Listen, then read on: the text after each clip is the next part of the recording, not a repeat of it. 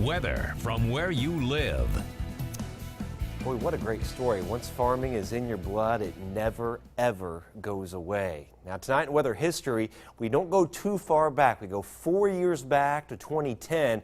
And on this date, the National Weather Service in Indy and Chicago completed their surveys from a monster supercell thunderstorm that went through Benton and Tippecanoe counties. In Benton County, we had grapefruit-sized hail, no tornadoes, but two micro bursts with gusts to 100 miles an hour. In Tippecanoe County, the hail was up to size of oranges. We had two micro bursts and also a couple of gustnadoes between Otterbein and Shadeland. Here is that storm. Now, this is right around Oxford. Otterbein would be here, and of course Fowler would be up this way. And there's the supercell. It was dropping southeastward. Notice this little spike on the radar. That's called a three-body scatter spike. And what's happening is the radar beam's hitting the hail. The hail's so large, the beam is being reflected to the ground, hits the ground, then it's reflected back to the storm and back to the radar. So it's overreading it, but you've got to have big hail to produce a signature like that. And finally, there's Otterbein, here's Shadeland, and there's the storm with that three-body scatter spike still moving through Tippecanoe County. These are false returns. That's not rainfall, but it still can't rule out an isolated shower or storm overnight. But this is significant. This is a major derecho that's racing through Iowa and Wisconsin. Winds have gusted to 96 miles an hour with it, and it's racing towards northern Illinois. You can see the severe thunderstorm watch box to our northwest.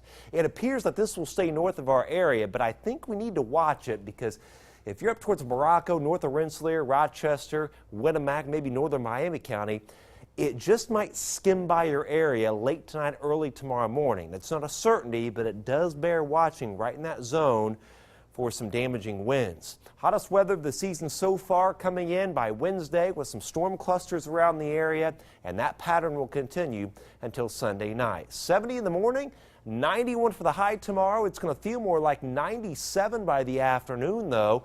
There's the high 91 Lafayette, but 93 Morocco, 93 Covington, 91 at Crawfordsville, and we'll be in the 90s Wednesday. Hottest day of the year so far, 92 to 94 for the high.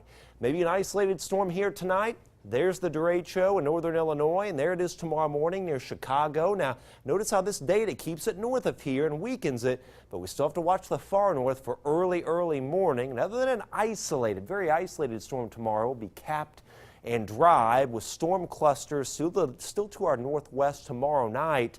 We may get in on some of these storm clusters with a severe weather threat really Thursday through Sunday at any point. State FFA convention starts tomorrow at Purdue.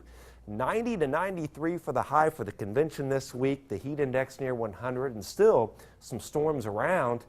It'll be very isolated tomorrow and Wednesday, but more in the way of coverage Thursday, Friday, Saturday, Sunday. We could get affected by any one of those clusters of storms in that ring of fire pattern with highs near 90 and then a little cooler 80s by Monday. Well, I remember that storm from 4 years ago. I was in Terre Haute, and Yes. they had a lot worse damage down there. Oh, yeah, it was